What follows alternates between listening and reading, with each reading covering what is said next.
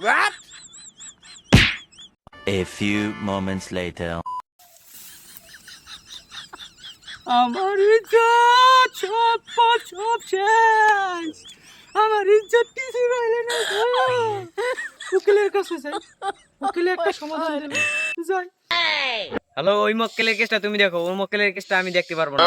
উনি আমার সাথে বেদবি করছে, টাকা টাকা নিয়ে ঝামেলা আছে, ওটা তুমি হ্যান্ডেল করো, ওটা আমি দেখতে পারবো না।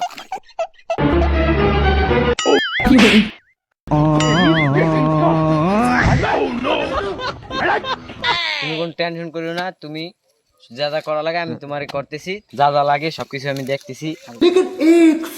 দে ধান খেতে হেলাই শট আমি একটা দিতে পারি কিনা।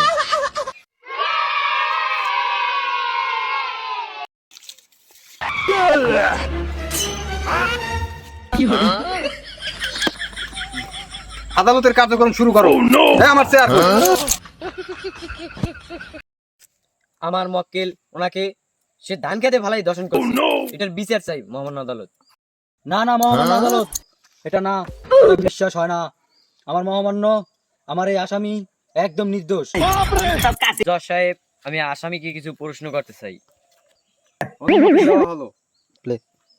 আপনি কিসের জন্য আমার মক্কেলকে গোয়া মারলেন?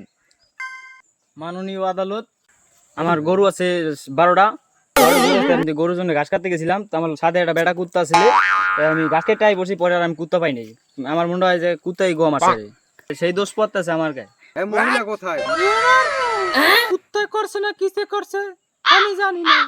আমার যখন হুঁশটা ফেরছে তখন আমি এই লোকে আমার মনে হয় এই লোক আমারে এটা করছে।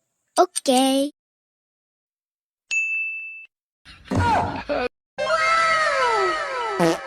আমার মাথা মুতা গরম।